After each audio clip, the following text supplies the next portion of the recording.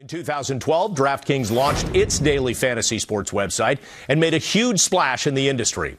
In attempts to gain market share from FanDuel, DraftKings has been bold, aggressive, and flashy. They've offered huge prizes and shown a willingness to take risks and go where FanDuel won't. And their strategy seems to be working. In terms of deals and partnerships, DraftKings has gone toe-to-toe with FanDuel, including an equity partnership with Major League Baseball. In order to find out more about this challenger, Mike Lozanian traveled to Boston to meet with one of the founders of DraftKings and the man behind the brash and successful upstart startup, Jason Robbins.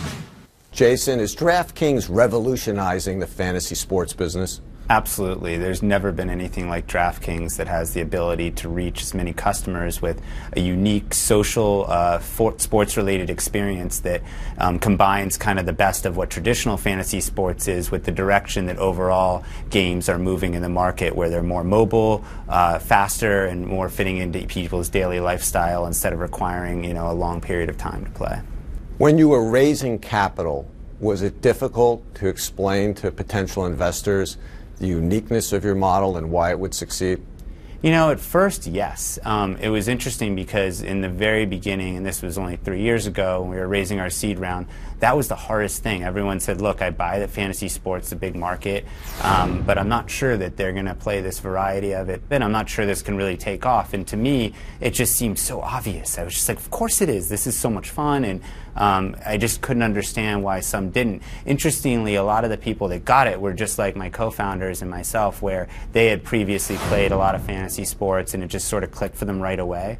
And we could obviously paint a picture that there was a very large fantasy sports market, and there was no debate about that. But whenever you're disrupting a market and you're trying to do things differently, you're going to have a lot of people that just say, you know what, I think the old way, or maybe some other way that hasn't been thought of, will be the way that it goes. And we encountered a lot of that, and then that's totally shifted. I mean, now, that's not even a question that comes up. I think everyone's just accepted and believes that this is a tremendously large market now. And obviously, we've demonstrated that a lot of players are willing to play it, and they retain really well, and they have become very loyal customers. So I think we've kind of passed that. But 3 years ago, it was a huge question for people.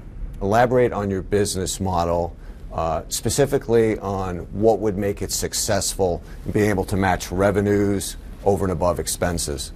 So right now, we're able to do that. We're spending a good amount of money on marketing, and I think we're in a hyper-growth phase of the industry. So definitely this is a long-term play. We're not looking at profits over the next couple of years.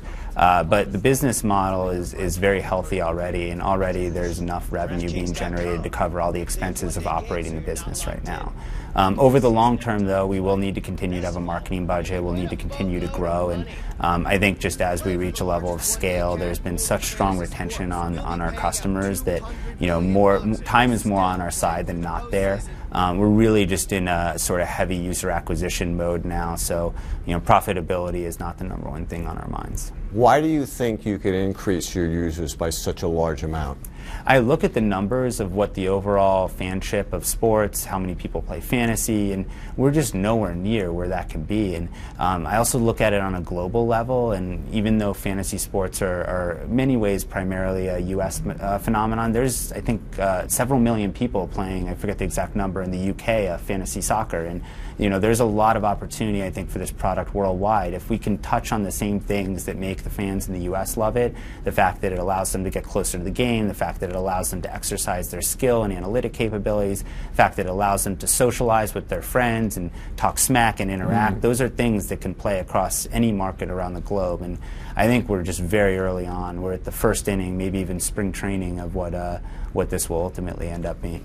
So it sounds like you think you're maybe tapped into less than 10% of the overall market. It's significantly less. You mentioned overseas. I don't think you have any overseas partnerships with leagues yet.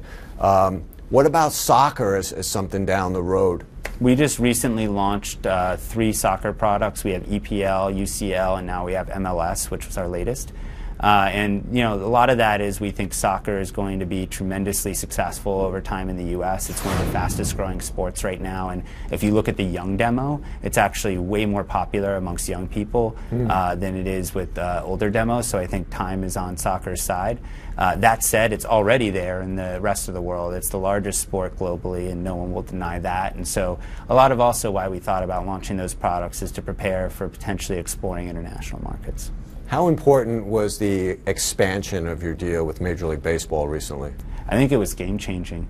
It really just took it from, I think, them being sort of interested in what we're doing and, hey, let's try something and we'll see how it goes, to we really want to make this a league-wide thing that we incorporate into all ballparks, all teams. If you go digitally, it's all over their website and mobile app. And really for us, that was just a huge statement by them to say that, not only do they view what we're doing as tremendously impactful and important to baseball, they wanted DraftKings to be their sole provider across the league. That was really unprecedented. I can't think of many other, if any other, deals where they've been able to have one provider that they were able to integrate across an entire league like that, including all the teams and clubhouses. And that just, for us, felt like a real strong statement about the quality of what we built and the trust that they put in us. How much in prize money do you think you're going to pay out this year? Over $1 billion. Over $1 billion. How big do you think you could be in 5 years? I think the sky is the limit. It all depends on really how successfully we're able to execute. It's really up to us, but I see no reason if we're doing $1 billion this year that in 5 years we couldn't be doing $15 to $20 billion in prizes. What do you think makes DraftKings better than FanDuel? Well, I think first that both companies have built a tremendous business, and I think they should be as proud of what they've done as we are of what we've done. And really for us, I think it's just being able to provide a better customer experience, a better product, and having more reliable technology that enables all that, that's really stood out. People look at our mobile app, and I hear them come up to me and say, your mobile app isn't just better than FanDuel's, it's better than most mobile apps I have, it's better than most games I play. And that's really what we're striving for. So, we've hung our hat on being really superior on the technology and product front, and I think that is going to be something that we continue to hang our hat on going forward. As soon as you build a lead there, it's very hard to catch up because technology builds upon itself.